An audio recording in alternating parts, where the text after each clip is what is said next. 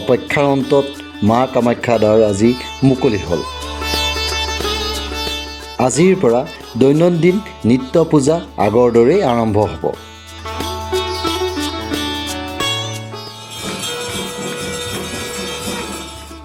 নীলাচল পৰ্বতৰ বুকুত সাধু সন্ত ভক্ত আদিয়ে অম্বুবাচী মেলাত ভৰি পৰিছিলহি।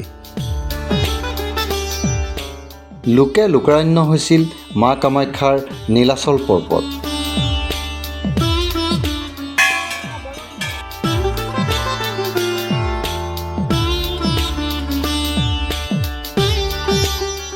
জয় মা কামাখ্যা।